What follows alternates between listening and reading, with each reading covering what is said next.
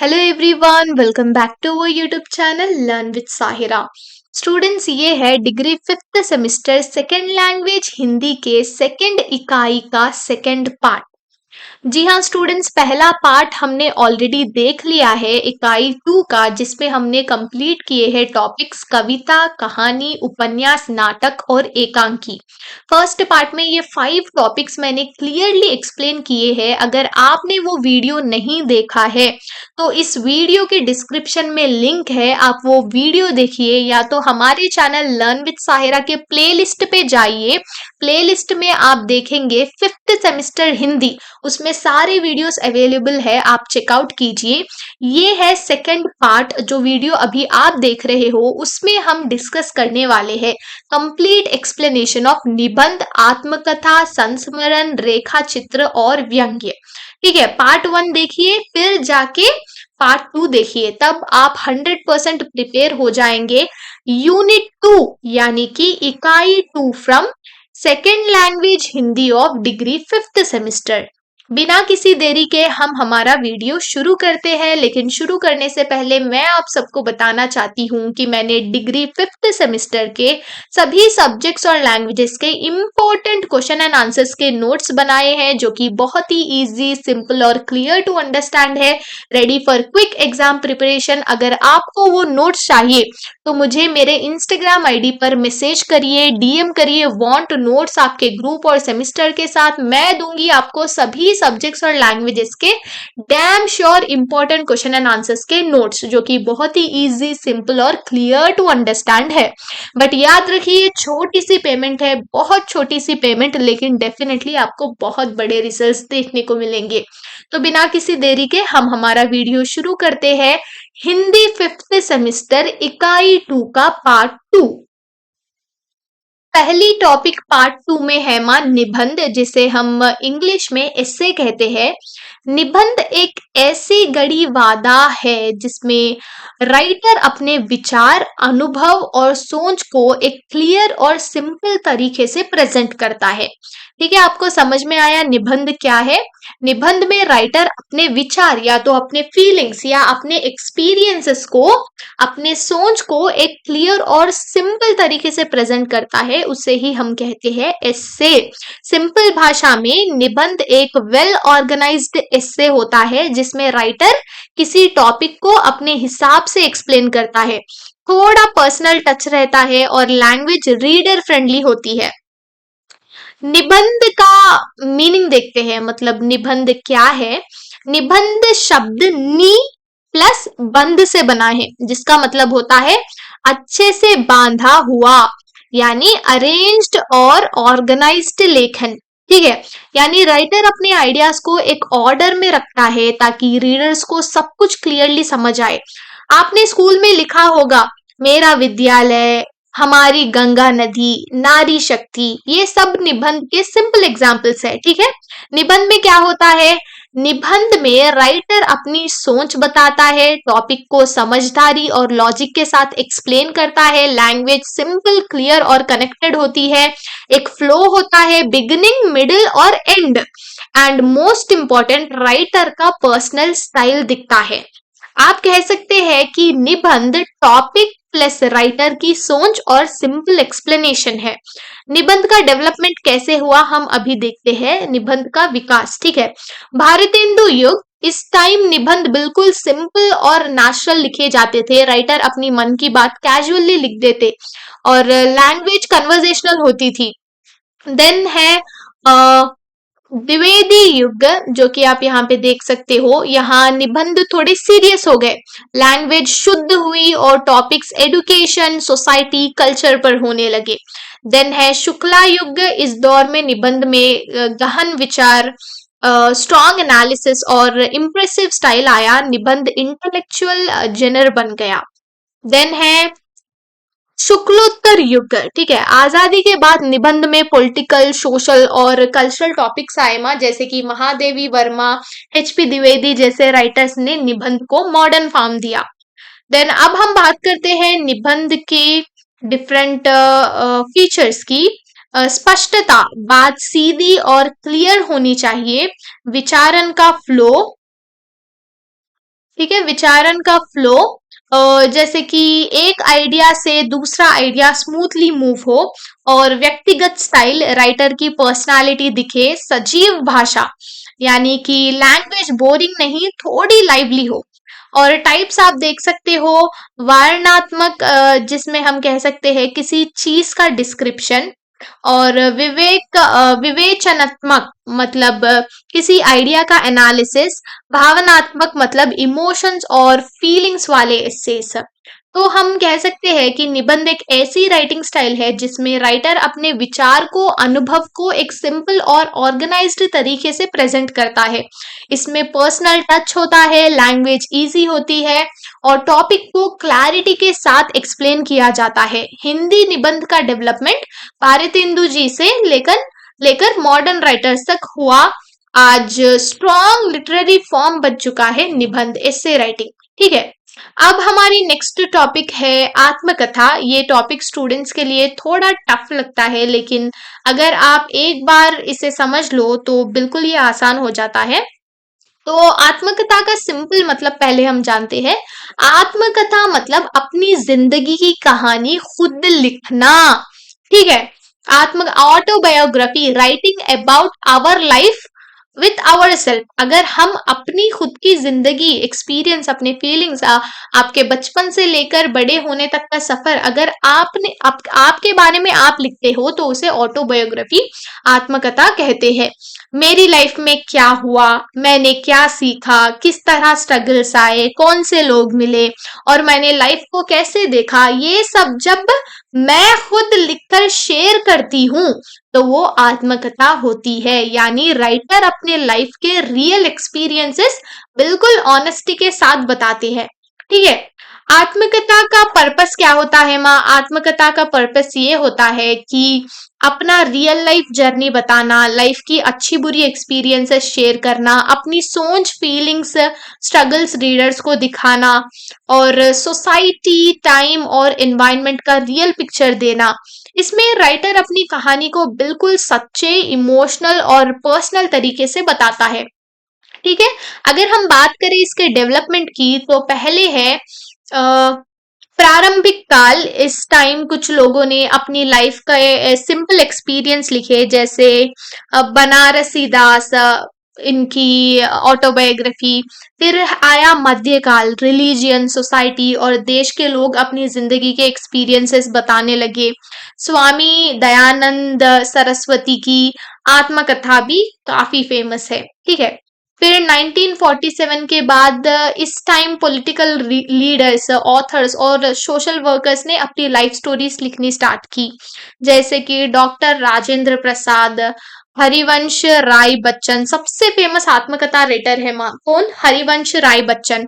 फिर आया हमारे पास समकालीन युग, आज के राइटर्स अपनी लाइफ के साथ साथ। ठीक है, जैसे कि society, discrimination, struggle, political reality को भी बताते हैं। दलित और महिला राइटर्स की आत्मकथाएं बहुत इंपॉर्टेंट बनी माँ। ठीक है, दलित लोगों की, क्योंकि बहुत लोग इंटरेस्ट दिखाते हैं उन्हें पढ़ने के लिए। फिर है आत्मकथा की इम्पोर्टेंस एलिमेंट में, इम्पोर्टेंट एलिमेंट्स या तो फीचर्स हम कह सकते हैं। राइटर की लाइफ का थीम मतलब किस फेस पे फोकस किया गया। कैरेक्टर्स, यानी कि राइटर के लाइफ में कौन कौन इंपॉर्टेंट थे या तो था। टाइम और प्लेस में कब और कहाँ की बात हो रही है। पर्पस, राइटर ये सब क्यों बता रहा है। और लैंग्वेज सिंपल रहनी चाहिए, ऑनेस्ट और पर्सनल टच वाली। सो इसमें भी आत्मकथा, ऑटोबायोग्राफी में भी डिफरेंट टाइप्स है माँ। पॉलिटिशियंस की लाइफ्स रहेंगी, या तो रिलीजियस लीडर्स की लाइफ की आत्मकथा रहेंगी, या तो राइटर्स और पोएट्स की लाइफ रहेंगी। तो राजनीति वाले पॉलिटिकल ऑटोबायोग्राफी, धर्म वाले religious autobiography, writers literary autobiography हम कह सकते हैं। अगर हम इसका कंक्लूजन देखें तो आत्मकथा बेसिकली एक पर्सन की रियल लाइफ स्टोरी होती है जिसे वो खुद लिखता है। इसमें उसकी लाइफ के सभी फेसेस, उसके एक्सपीरियंसेस, स्ट्रगल्स और इमोशंस सच्चाई के साथ बताए जाते हैं। हिंदी साहित्य में आत्मकथा की स्ट्रॉन्ग ट्रेडिशन है, जिसमें पॉलिटिकल, रिलीजियस और लिटरेरी राइटर्स ने अपनी लाइफ की कहानियों को रीडर्स तक पहुंचाया। आत्मकथा मतलब अपनी लाइफ की सच्ची कहानी। ठीक है स्टूडेंट्स, अब हम बढ़ते हैं अगली टॉपिक जो है संस्मरण। तो संस्मरण का मतलब होता है अपनी याद की हुई बातें लिखना। ठीक है, कभी आप किसी इंटरेस्टिंग जगह गए, किसी स्पेशल इंसान से मिले, या कोई ऐसी इंसिडेंट हुई जो आज भी याद है, और आप सोचो कि चलो मैं अपने एक्सपीरियंस को लिखकर शेयर करूं, तो जो आप लिखोगे या लिखोगी वो संस्मरण होगा। पास्ट मेमोरीज, आपका एक्सपीरियंस, आपके फीलिंग्स सबको मिला के जो आप लिख देते हो और शेयर करते हो, उसे हम कहते हैं संस्मरण। यानी राइटर अपने दिल में बची हुई यादों को एक छोटे लेख में डाल देता है। आत्मकथा और संस्मरण में फर्क क्या है माँ? देखो आप कि ये बहुत कंफ्यूजिंग है माँ, आत्मकथा और संस्मरण में डिफरेंस क्या है? आत्मकथा मतलब पूरी जिंदगी की कहानी माँ, कंप्लीट लाइफ। संस्मरण मतलब जिंदगी नहीं, जिंदगी की एक पर्टिकुलर याद, एक एपिसोड। जैसे कि एक ड्रामा ले लो या तो एक सीरियल ले लो, उसमें डिफरेंट एपिसोड्स मिला के एक सीजन होता है ना, तो वो जो पूरा एक सीजन है वो है आत्मकथा, लेकिन वो एक सीजन में जो डिफरेंट डिफरेंट एपिसोड्स है वो है अलग अलग संस्मरण। ठीक है, जैसे कि एग्जाम्पल ले लो, मेरा बचपन पूरा कैसा था, या तो मेरी नानी के साथ बिताए हुए दिन, या तो मेरी स्कूल ट्रिप टू मुंबई और दुबई, लाइक दैट। ओके, संस्मरण का पर्पस क्या है माँ? संस्मरण लिखने का मेन मकसद ये होता है कि अपने स्पेशल एक्सपीरियंसेस शेयर करना, किसी इंसान या जगह या टाइम को याद करना या रखना, एक स्ट्रॉन्ग मेमोरी को रीडर्स तक पहुंचाना। इसमें राइटर एक तरह से अपने पास्ट को याद करके उसकी कहानी टाइप डिटेल बताता है। ठीक है, अब हम बात करते हैं इसके डेवलपमेंट की। शुरुआती काल में पहले राइटर्स अपने आसपास के लोगों की यादें लिखते थे, जैसे बाल मुकुंद का 1907 का संस्मरण। फिर आया हमारे पास पत्रिका युग, जहाँ की सरस्वती जैसे पत्रिकाओं ने संस्मरण को पॉपुलर बनाया। बहुत राइटर्स ने अपनी लाइफ के इंटरेस्टिंग एपिसोड्स भी लिखे माँ। आधुनिक युग में social life, political situations, important personalities, emotional experiences, ये सब लिखे जाते थे। जैसे महादेवी वर्मा का पथ के साथी। आज के टाइम में संस्मरण एक पॉपुलर, इजी और इमोशनल राइटिंग बन चुका है मैम। अगर हम देखें इसके एलिमेंट्स की, तो एक है पिक्चर लाइक राइटिंग, डिस्क्रिप्टिव हम कहते हैं इसे चित्रात्मक। ओके, लिखी हुई बात पढ़ते ही दिमाग में सीन बन जाए, उसे कहते हैं डिस्क्रिप्टिव। फिर है प्रॉपर सीक्वेंस, क्रमबद्ध कथन, मेमोरी को स्टेप बाय स्टेप लिखना। सच्चाई एंड तथ्य, मतलब कुछ भी एक्स्ट्रा ड्रामा नहीं, जैसे जैसे हुआ है वैसे ही लिखना। ठीक है, ये तीनों चीजें मिलकर संस्मरण को परफेक्ट बनाती है। तो इसके देखिए डिस्क्रिप्टिव, नरेटिव और ऑब्जेक्टिव। ठीक है, संस्मरण के प्रकार देख लीजिए आप, अपने एक्सपीरियंस वाले, अपनी याद वाले, आत्मकथा, लेखक अपनी स्वयं की स्मृति और अनुभव पर आधारित। ठीक है, अपने एक्सपीरियंस किसी और आदमी के बारे में लिखना मा, simple in easy words. Own memory मतलब ऑटोबायोग्राफिकल संस्मरण, अदर की बोल तो रेमिनिसेंस बोलते हैं उसको। ठीक है, तो समरी अगर हम देख ले, मतलब कंक्लूजन इसका, तो हम कह सकते हैं कि संस्मरण बेसिकली एक याद होती है जिसे राइटर दिल से याद करता है और उस याद को पूरा सीन रीडर्स को दिखा देता है। आत्मकथा पूरी लाइफ होती है, लेकिन संस्मरण लाइफ का एक स्पेशल मोमेंट होता है। आपको समझ में आ रहा है डिफरेंस क्या है आत्मकथा और संस्मरण में? शायद आपको समझ में आया होगा, क्योंकि मैंने क्लियरली एक्सप्लेन किया है। इसमें रियल मेमोरीज, इमोशंस और एक्सपीरियंस होते हैं, और ये बिल्कुल नेचुरल, सिंपल और ट्रूथफुल होता है माँ। तो अब हम बात करते हैं हमारी नेक्स्ट टॉपिक, जो कि है रेखा चित्र। तो रेखा चित्र क्या होता है माँ? रेखा चित्र का मतलब होता है शब्दों से बनाया हुआ छोटा सा स्केच। जैसे पेंटर ब्रश से नहीं इंसान का स्केच बनाता है, मतलब इंसान का स्केच पेंटर एक ब्रश से बनाता है ना, वैसे ही राइटर शब्दों से किसी पर्सन, प्लेस या एक्सपीरियंस का स्केच बनाता है। समझ रहे हो आप? रेखा चित्र में राइटर किसी इंसान के लुक्स, हैबिट्स, नेचर, बिहेवियर, उनके छोटे छोटे ट्रेट्स इन सबको इतना क्लैरिटी और क्लियरली लिखता है कि रीडर के दिमाग में उसका साफ स्केच बन जाता है। इसलिए हम रेखा चित्र को स्केच भी कहते हैं या तो वर्ड पोर्ट्रेट भी कहते हैं। रेखा चित्र मतलब वर्ड पिक्चर, ठीक है, शॉर्ट रहेगा, रियल रहेगा और अट्रैक्टिव इसका डिस्क्रिप्शन रहेगा। रेखा चित्र किस तरह का होता है माँ? रेखा चित्र ये एकदम सिंपल और छोटा लेख होता है जिसमें राइटर किसी पर्सन को ऑब्जर्व करके उसके बारे में डिस्क्राइब करता है। एग्जाम्पल, हमारे इंग्लिश मैम का स्वभाव, हमारे साहिरा मैम का एक्सप्लेनेशन, ठीक है, या तो मेरे बेस्ट फ्रेंड की बातें, ठीक है, मेरी दादी के अनोखे अंदाज, ठीक है, ये एग्जाम्पल्स है कोई। इसमें कोई कहानी या प्लॉट नहीं होता, सिर्फ एक इंसान या एक सीन स्ट्रॉन्ग डिस्क्रिप्शन होता है, उसके बारे में ही हम लिखते हैं, ठीक है। इसका मेन पर्पस है कि राइटर जिस इंसान को या सीन को डिस्क्राइब कर रहा है उसका रियल फीलिंग रीडर तक पहुंच जाए। ऐसा लगना चाहिए कि अरे हाँ, मैं तो इस पर्सन को अपनी आंखों से देख रहा हूं। यही पावर होती है रेखा चित्र में, ठीक है। अब बात करते हैं इसकी डेवलपमेंट की। हिंदी में इसकी पहली शुरुआत पदम सिंह शर्मा ने की थी। इन्हें ही रेखा चित्र का जनक माना जाता है, ठीक है। बाद में महादेवी वर्मा, बेनीपुरी, कन्हई लाल मिश्रा, जगदीश चंद्रा मथुर जैसे राइटर ने इसको पॉपुलर बनाया। ये लोग अपने आसपास के लोगों के आंखों देखे स्केच लिखते थे, सिंपल, इमोशनल और रियल होते थे। अगर हम बात करें इसके एलिमेंट्स की तो एक ही मेन टॉपिक, एक ही पर्सन, रेखा चित्र में राइटर एक ही इंसान या एक ही सीन को चूज करता है। फोकस बिल्कुल क्लियर होता है और रियल और डिस्क्रिप्शन होता है। जो पर्सन जैसा है वैसा ही डिस्क्राइब करना, नो एक्स्ट्रा ड्रामा। ये नाटक नहीं है ना, ये क्लियर और रियल है।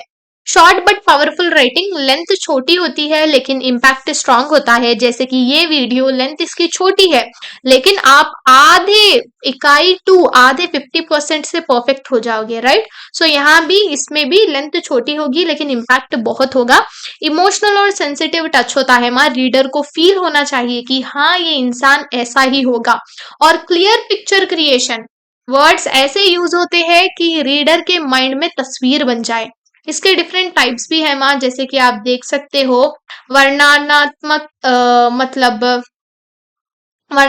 मतलब क्या माँ? किसी इंसान या चीज का सिंपल डिस्क्रिप्शन। देन है यादों पर बेस्ड, या तो कैरेक्टर या बिहेवियर पर या पर्सन के माइंड या थिंकिंग पर। थोड़ा फनी और सैटिरिकल स्टाइल भी हम कह सकते हैं। तो ये डिफरेंट टाइप्स है माँ, आप देख सकते हो। यानी कि जैसे कि मैंने एग्जाम्पल्स दिए हैं ना, हमारे मैम का स्वभाव, मेरे बेस्ट फ्रेंड की बातें, दादी के अनोखे अंदाज, ऐसे कोई एग्जाम्पल्स आप अपने आंसर बुकलेट में भी मेंशन कर सकते हो। तो अगर हम कहें कि रेखा चित्र क्या है, तो ये एक छोटा और सिंपल लेख होता है जिसमें राइटर किसी एक इंसान या एक सीन का स्केच वर्ड्स के थ्रू बनाता है। इसमें सच्चाई, क्लैरिटी, छोटा लेकिन इमोशनल टच होता है। रीडर को लगता है कि वो इंसान उसके सामने खड़ा है, ठीक है। अब हम बात करते हैं हमारी नेक्स्ट टॉपिक व्यंग की। व्यंग मतलब किसी गलत बात को हंसी मजाक के थ्रू सच्चाई के साथ देखना, ठीक है। जैसे हम किसी आदमी को सीधा बोल नहीं सकते कि तुम गलत हो, तो हम थोड़ा मजाक, थोड़ा टिप्पणी, थोड़ा ह्यूमर यूज करके उसकी गलती को हाईलाइट कर देते हैं। व्यंग्य मतलब हंसी प्लस सच्चाई प्लस ताना, ठीक है। हंसी में छुपा हुआ एक बड़ा मैसेज हम कह सकते हैं। यह सिर्फ हंसाता नहीं है बल्कि सोसाइटी की कमियां भी दिखाता है। जैसे कि नॉर्मली वो स्टैंड अप कॉमेडियंस करते हैं ना, हंसी हंसी मजाक में ही रियल सरकाजम बता देते, मतलब रियल जो क्या है ट्रुथ बोल देते। मतलब हम जिसको डायरेक्ट नहीं बोल सकते कि तुम गलत हो, उनको व्यंग हंसी मजाक के रूप में बोल देते हैं। व्यंग क्यों यूज होता है माँ? लोगों की गलती दिखाने, सोसाइटी के फेकपन या तो करप्शन, अंधविश्वास जैसे इश्यू को एक्सपोज करने। पर ये सब सीधे नहीं बल्कि फनी तरीके से, ताकि बात दिल पे भी लगे और समझ भी जाए। सिंपली अगर हम कहे तो व्यंग हंसने के साथ साथ सुधार भी देता है। इसका एक रियल लाइफ एग्जाम्पल हम देखेंगे तो हमें समझ में आएगा। देखिए, मान लो कि कोई आदमी खुद लेट आता है पर सबको बोलता रहता है टाइम की कदर करो, अगर हम उसको सीधा बोले तो झगड़ा हो जाएगा, लेकिन अगर हम थोड़ा व्यंजन करें तो वाह सर, आपको तो आप तो टाइम के ब्रांड एम्बेसडर हो, ऐसा हम कहेंगे तो उसको लगेगा। ठीक है, समझ में आया? अगर कोई लेट आ रहे लेकिन वो कहते रहता है कि टाइम की कदर करो, तो डायरेक्ट हम बोलेंगे तो आप ही कहते हो टाइम की कदर करो लेकिन आप लेट आए, तो झगड़ा हो सकता है, मतलब गुस्सा हो जाएंगे, झगड़ा हो जाएगा। लेकिन अगर वही आप थोड़ा सरकास्टिकली बोलो, वाह सर आप तो टाइम के ब्रांड एम्बेसडर हो, तो बात समझ भी आ जाएगी और नाराजगी भी नहीं होगी। हंसी हंसी में सच्चाई बोल देना। ठीक है, अब हम देखते हैं इसका डेवलपमेंट में। हिंदी में व्यंग्य की शुरुआत कबीर से होती है। कबीर ने समाज के झूठे धर्मों पर, भेदभाव पर बहुत तेज और फनी प्रहार किए। जैसे कि बाद में बहुत सारे लोग आए, बहुत राइटर्स ने व्यंग्य को और स्ट्रांग बनाया। ये लोग पॉलिटिकल, सोशल, डेली लाइफ की सभी प्रॉब्लम्स को फनी और तीखे स्टाइल में दिखाते थे। ठीक है, जैसे कि आप एग्जाम्पल्स देख ही सकते हो, यहाँ पे काफी सारे लोगों ने कई तरह के व्यंग्य लिखे। I am sorry. तो नेक्स्ट है व्यंग के मेन एलिमेंट्स में हंसी की प्रेजेंस। ओके, व्यंग में थोड़ी हंसी होती है पर बेकार वाली नहीं, ओके, समझदार वाली हंसी होती है। और ताना या कमेंट, सीधा बोलने की जगह इनडायरेक्ट कमेंट देते हैं माँ। सोसाइटी की कमी दिखाना, व्यंग का मेन टारगेट सोसाइटी की गड़बड़ होती है। मैसेज देना, हंसी के पीछे एक डेप्थ होती है, एक सीख। Simple light language, language funny, sweet और सिंपल होती है। अगर हम बात करें इसके टाइप्स की, तो हमारे पास ह्यूमर ज्यादा होता है, थोड़ा थोड़ा शार्प वाले होते हैं, सोसाइटी के इश्यूज पर होते हैं, पॉलिटिकल और लीडर्स के ऊपर होते हैं, डेली लाइफ की स्टुपिडिटी पर होते हैं। तो डिफरेंट टाइप्स भी है, आप लिख सकते हो जितने भी मैंने कहे हैं। और अगर हम बात करें इसके कंक्लूजन की, तो व्यंग्य एक ऐसी राइटिंग होती है कि जिसमें राइटर सोसाइटी की कमियां फनी स्टाइल में दिखाता है। इसमें हास्य होता है, मैसेज होता है और थोड़ा सा ताना भी। कबीर से लेकर हरिशंकर परसाई तक सभी ने व्यंग को एक पावरफुल वेपन बनाया, जिससे लोग हंसी भी और सुधार भी हो जाए। ठीक है, हंसना भी चाहिए लेकिन सुधार भी आना चाहिए। तो ये था कंप्लीट एक्सप्लेनेशन हमारे पार्ट 2 का। डिग्री 5th सेमेस्टर हिंदी की इकाई 2 का पार्ट 2 भी हमने कंप्लीट कर लिया है। आपने पार्ट 1 नहीं देखा तो पार्ट 1 देखो, और ये पार्ट 1 और पार्ट 2 दो पार्ट से आप इकाई 2 में परफेक्ट हो। तो I hope you all give your best in your exams. अगर आपको नोट्स चाहिए तो मुझे मेरे इंस्टाग्राम आईडी पर मैसेज करिए। तो all the very best, bye bye.